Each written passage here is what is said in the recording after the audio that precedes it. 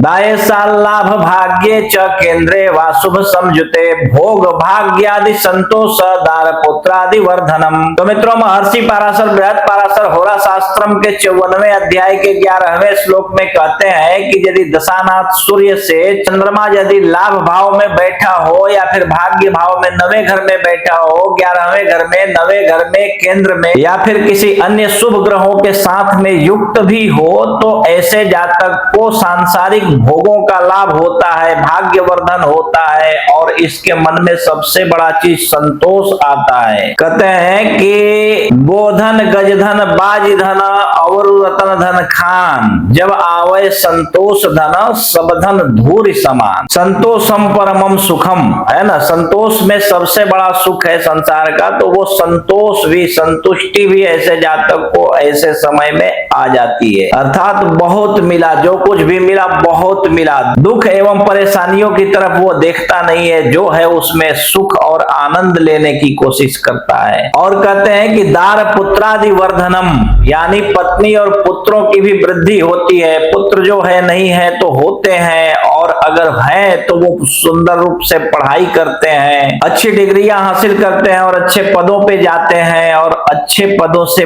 पैसे की आवक होने लगती है। तो इस प्रकार ये शुभ फल देता है। किन स्थितियों में? जैसे सूर्य से चंद्रमा अगर लाभ भाव में, त्रिकोण भाव में या भाग्य भाव में या किसी केंद्र में बैठा हो या फिर केंद्र त्रिकोण के मालिकों के साथ में अथवा शुभ ग्रहों के साथ में भी युक्त हो, तो ऐसा चंद्रमा ऐसा फल देता है। ठीक है, तो मित्रों ये फल तो बड़ा ही आसान है समझना और आप समझ गए होंगे। मैं उम्मीद करता हूं कि आपको पूरी तरह से समझ में आ गया होगा और इसके बाद इसी आधार पर आप अपनी कुंडली देख सकते हैं। और यदि इसके बाद भी समझ में ना आवे तो आप अपनी कुंडली किसी श्रेष्ठ कुशल विद्वान ज्योतिषी को दिखाइए। और यदि कोई कुशल विद्वान आपको आपके आजू बाजू में ना मिले तो आप अपनी कुंडली हमें दिखा सकते हैं। आप जहां भी रहते हो, देश विदेश कहीं भी हैं, फोन कीजिए। फोन पर ही हम आपकी कुंडली देखकर एक एक बात विस्तार पूर्वक समझाकर बतला देंगे। ठीक है।